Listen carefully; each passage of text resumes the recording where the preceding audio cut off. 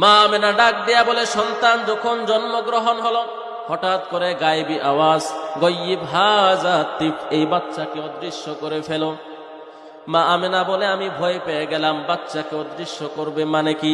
হঠাৎ করে দেখি আমার ছোট সন্তান মুহাম্মদ আমার ঘরে নাই, কিছুক্ষণের জন্য সে অদৃশ্য হয়ে গেল। এবার গায়েবী আওয়াজ এই ছোট বাচ্চাকে পূর্ব পশ্চিম দক্ষিণে সারা পৃথিবীর সৃষ্টিজীবের সামনে পরিচয় করাইয়া দিয়াছো, এই ছোট বাচ্চাটাই আখিরি নবী মুহাম্মাদুর রাসূলুল্লাহ সাল্লাল্লাহু আলাইহি সাল্লাম।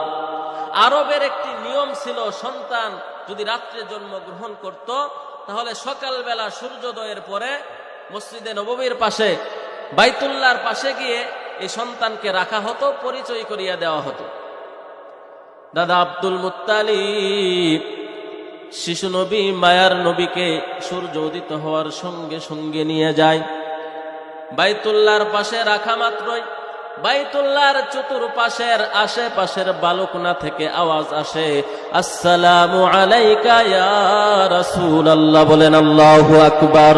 আসসালামু আলাইকা ইয়া হাবিবাল্লাহ, আসসালামু আলাইকা ইয়া রাহমাতাল লিল আলামিন।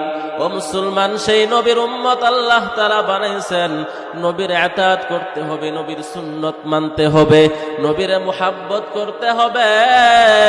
ও মুসলমান, নবীর মুহাব্বত যদি অন্তরে না থাকে ঈমানটা পরিপূর্ণ হবে না। লা ইউমিনু আহাদুকুম হাত্তা আকুনা আহাব্বা ইলাইহি মিন ওয়ালিদিহি ওয়া ওয়ালাদিহি ওয়ান নাসি আজমাইন। মায়ার নবী ডাক দিয়া বলে, উম্মত, আমি নবীরে যদি পরিপূর্ণ ভালোবাসতে না পারো, তোমার সন্তান, তোমার মা বাবা, তোমার সমস্ত কিছুর চাইতে আমি নবীর মুহাব্বত যদি বেশি না হয়, তাহলে তোমার ঈমান পরিপূর্ণ হবে না। তাহলে সবচাইতে ভালোবাসতে হবে কাকে? নবীকে। কেমন নবীর উম্মত আল্লাহ পাক রব্বুল আলামিন বানাইছেন, আযাইমুল খালায়েক নামক কিতাবের ভিতরে নবীর পরিচয় দেয়। নবী আমার কেমন, নবীরে আমরা চিনি না, এই জন্য নবীরে আমরা মানতে চাই না। মুসলমান যুবকেরা আর্জেন্টিনার নাম জানে, ব্রাজিলের খেলোয়াড়দের নাম ঠিকই জানে, কিন্তু নবীজির পরিচয় তারা জানে না। নবীজির বাবার নাম জানে না, নবীজির দাদার নাম জানে না, নবীজির জন্ম নিয়ে কোনো লেখাপড়া নাই। কেমন নবীর উম্মত আল্লাহ পাক রব্বুল আলামিন আমাদেরকে বানাইছেন। আযাইমুল খালায়েক নামক কিতাবের ভিতরে ঘটনা নবীর পরিচয় দিয়া দেয়। ইহুদি একটা সাপুরি হেঁটে হেঁটে যায়, হেঁটে হেঁটে যাবার পর হঠাৎ করে তাকিয়ে দেখে মায়ের নবীর চেহারা। ইহুদি ডাক দিয়া বলে, তো সুন্দর চেহারাওয়ালা মানুষ আরবে আর কোনোদিন দেখি নাই, আরবে এত সুন্দর মানুষ কোথায় থেকে আসলো? ইহুদি আবার হেঁটে হেঁটে সেই মুহাম্মদের সামনে দাঁড়ায়, দাঁড়ায় ডাক দিয়া বলে, মান আনতা, আপনি কে? নবীকে বলে, আপনি কে? নবী আমার মুস্কি হাসে দিয়া বলে, ইহুদি, আমি কে আমার পরিচয় আমি দিতে চাই না, তোমার হাতের সাপরে জিগাও, তোমার হাতের সাপ আমার পরিচয় দিয়া দিবে। বলেন সুবহানাল্লাহ। ইহুদি ডাক দিয়ে বলে, সাপ আবার কথা বলতে পারেনি, আল্লাহ বলাই রে পারে কি পারে না? বলেন, কাদের কুদ রত্তুদারি বরকামাল আনতা রব্বি আনতা হাসবি যুল জালাল। ইহুদি সাপুরি তার সাপটা হাতে নিয়ে ডাক দিয়ে বলে, ইয়া আসওয়াদ, তুমি এই লোকটারে চিনোনি? এই কথা বলার সঙ্গে সঙ্গে সাপটা জিহ্বাটা বের করে ফানা ধরে ডাক দিয়া বলে, হুয়া মুহাম্মাদুর রাসূলুল্লাহ। আল্লাহু আকবার। তিনি হলেন আল্লাহর রাসূল। এবার ইহুদি বলে, আল্লাহ আবার কে? নবীজি বলে, তোমার সাপরে জিগাও আল্লাহকে। এবার ইহুদি ডাক দিয়া বলে, ইয়া আসওয়াদ, আল্লাহ আবার কে? আজ জমিনে খুশকে রুয়া নদ গিয়া আসমারা বেসুতুদারক নেগা।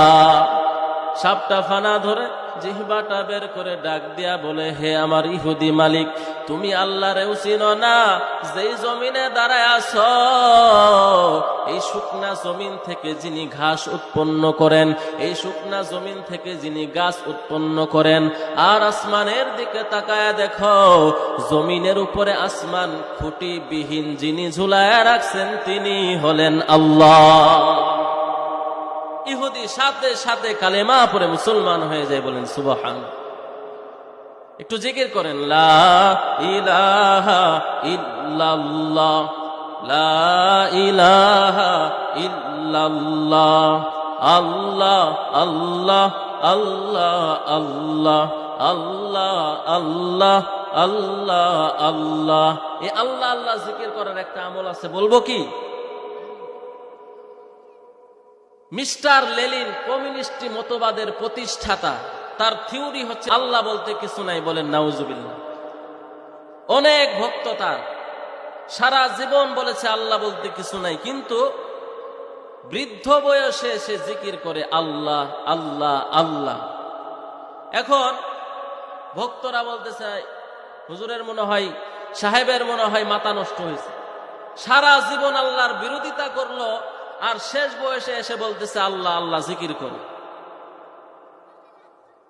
তো যারা বলে আল্লাহ বলতে কিছু নাই, নিঃসন্দেহে তাদের মাথা তাক ছিঁড়ে গেছে। কথা বলেন ঠিক কিনা? স্কুলে এক অফিসার গিয়েছে, অফিসার যাওয়ার পরে গণিত ক্লাসে ঢোকার পরে বলতেছে, বাবাজিরা তোমাদেরকে একটা প্রশ্ন করব, যদি উত্তর দিতে পারো তাহলে পুরস্কার রয়েছে। এবার অফিসার প্রশ্ন করলো, বলো তো বাবা, আমার বাড়ি থেকে তোমাদের স্কুলে আসতে 15 মিনিট সময় লেগেছে, বলো তো আমার বয়স কত? এটা কি একটা প্রশ্ন হলো?